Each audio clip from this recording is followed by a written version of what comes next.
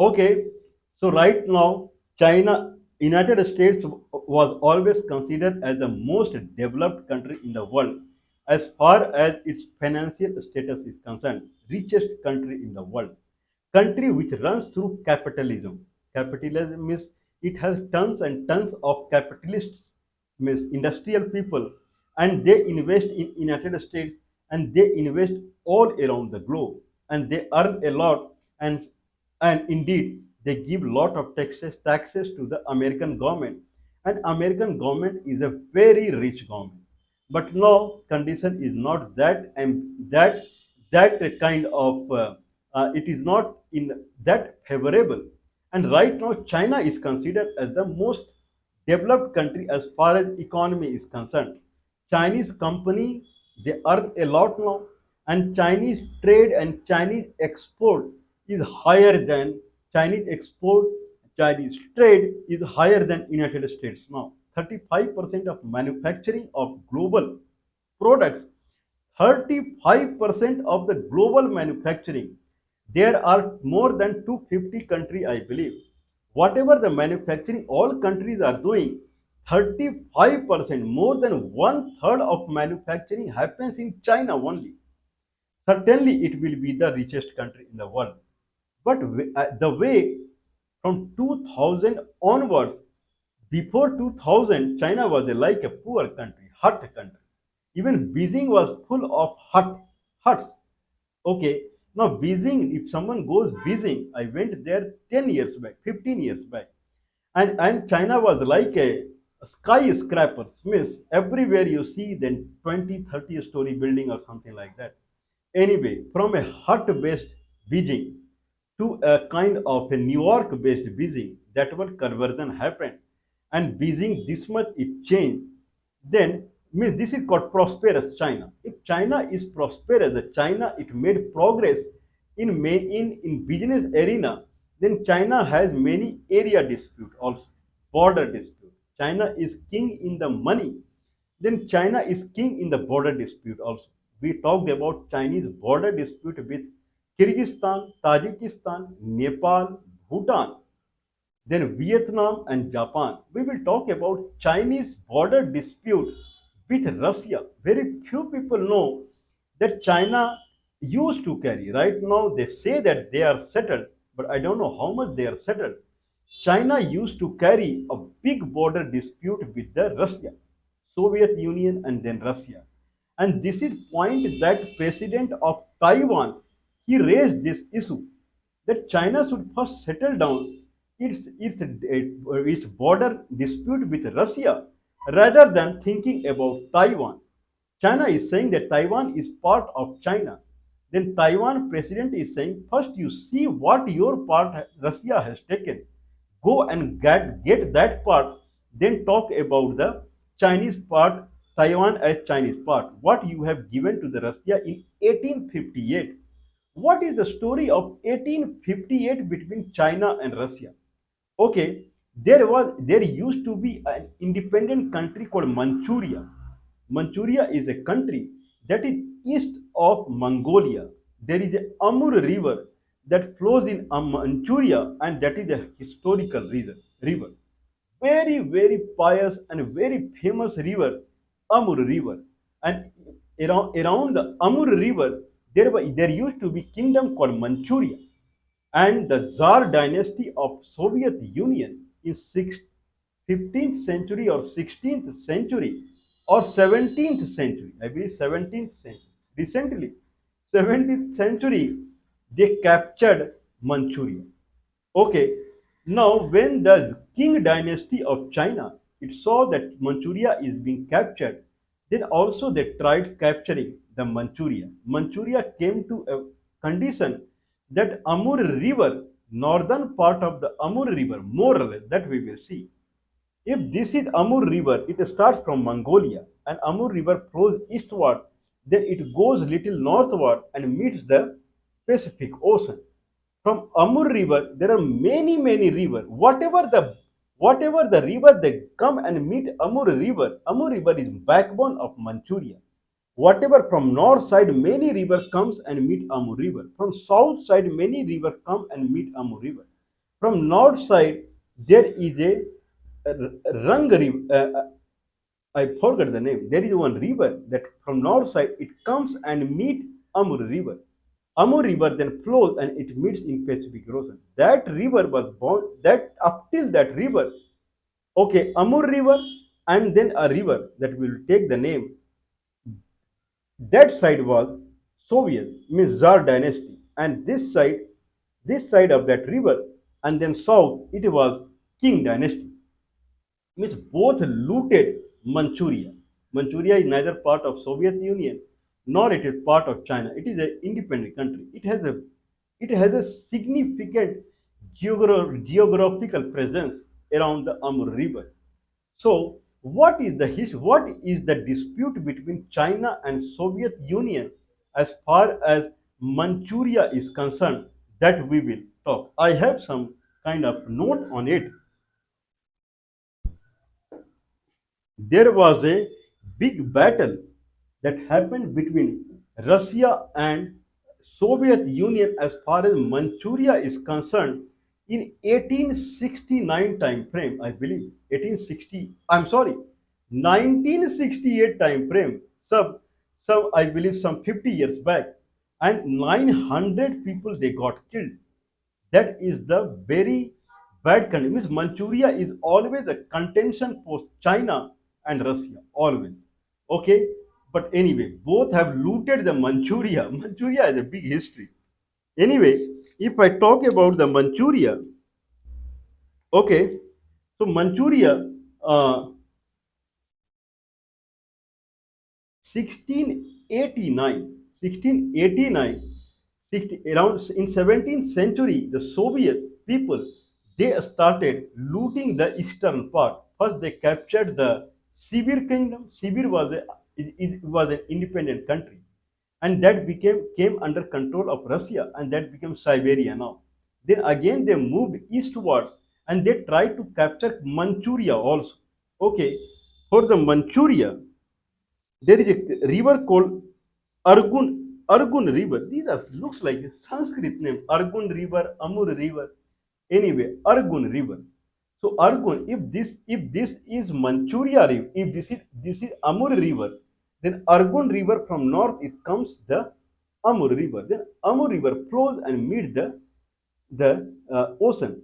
So Argun River meets till Argun River and north part. This was Soviet. There was a treaty between King dynasty and the Tsar people of the Soviet in 1688. How much we loot and how much you loot.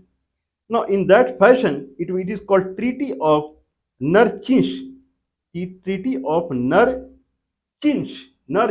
I believe Narchinsk is a some place in Manchuria only. There they both sat and they talked about how much is my kingdom and your kingdom. Then it was settled down that a Stanvoy range, there is a mountain range, a Stanvoy range, and Argun River.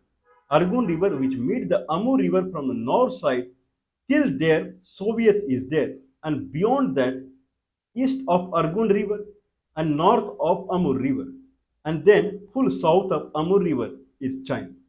Anyway, that existed then 1858 time frame after 200 years 1659, say 1689, then 1858. In 1858, this Soviet people they showed some greediness and they proceeded in the Manchuria. They crossed the Argun River. They crossed the Amur River also. So it is something like this is the Amur River. This is Mongolia. This is Mongolia. From Mongolia, Amur River flows like this. And it goes like this and it meets the Pacific Ocean near Japan. And there is a Argun River which comes from north like this. Prior to this, there was Soviet. And east of the Argun River, north of Amur River, China and full China. Now Soviet, they crossed this Argun River. They crossed the Argun River. They crossed the Amur River also. They tried to capture full Manchuria. In that way, there was a treaty between China and Soviet. Now Argun River they have crossed, and south of this Amur River there is a river called Usuri River. Usuri River. So this is Argun, this is Amur River, this is Argun River, and this is Usuri River. Now Soviet forces they crossed the Argun River and full Amur north they took the control. They started coming down. So this Usuri River, east of the Usuri River and Pacific Ocean, that part China gave to the Russia, but not the west of the Usuri River. Usuri River became boundary of the Russia and China in 1858. This is Usuri River, this is Amur River. Usuri River meets Amur River from the south, east of the Usuri River, and then full north of the Amur River now came under control of Soviet. That is the Treaty of 1858. Okay, now this is called Treaty of 1858. So this 1858 and 1860 two treaty happened, and more or less east of Usuri River went to Russia and north of full Amur River went to Soviet or Russia. This is what the Taiwan president is pointing out. First, take out your land. Your land is still the Argun River, not Usuri River. That everything you have given to the Russia. First, take out that. Then talk about taking the Taiwan. This is what he is talking. What you did in 1858 and 1860 time frame. First, think about that before you think about the Taiwan. Anyway, now that is the condition. Anyway, now in 1898, Japan started entering into Manchuria and they started chasing these Russians. And Japan took good control of the eastern part of Manchuria in 1898 itself. In 1930, Japan took control of full Manchuria. Manchuria became Kingdom of Japan, and in 1945, when Japan lost the Second World War, then again Manchuria became part of Russia and China the way it was prior to 1898 as per the 1858-1860 treaty was there. Okay, now what is the dispute between Russia and China? Now, if this is the Amur River, this is Usuri River.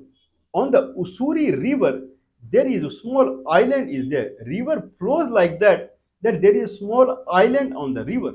That is zero point 0.7 square kilometer. Means a small island is there on the river. That island belongs to. So if this is Usuri River, then on the Usuri River there is an island. East of the island is the river and then Russia. West of the island is river again and then China. This island belongs to whom? Okay, there was a fight that started, battle started in 1968 time frame. And in that battle, 900 people got killed. Okay, then I mean, that island. What is name of the island? The name of the island is Zhenbao Island. Zhenbao Island in Chinese name, or in Russian name, it is called Demansky Island. Demansky was the name of one Russian soldier. That island does not belong to neither China nor Russia, but both are fighting anyway. Zhenbao Island or Damansky Island. For that island, they started fighting in 1968 time frame. 900 people got killed. Okay, anyway, there was a treaty happened in between Russia and China, and the treaty happened in 1992, and treaty happened in 2000 and 2003. In 1992, more or less, it was considered that this island, Zhenbao Island, belongs to China only. And in 2000 and 2003, finally that island was ceded to the China after 900 people got killed in 1968 battle time frame. So that island now it belongs to China, that is zero point 0.7 square kilometer. But is it the really end of the contention? Because 1858 time frame, the China was still the China was China was still the Argun River. So China is trying to get to the north of the Amur River till Argun River. China is trying. So, but anyway, right now it is peaceful. This is what the situation is. So east of Usuri River, that is Soviet Union, there is a famous place called Vladivostok. Vladivostok. That is the last railway station of Siberian Railway. Siberian Railway, which is more than 10,000 kilometers. Moscow to Vladivostok. Vladivostok railway station is east of the Usuri River, only south of the Amur River. So along the Pacific Ocean.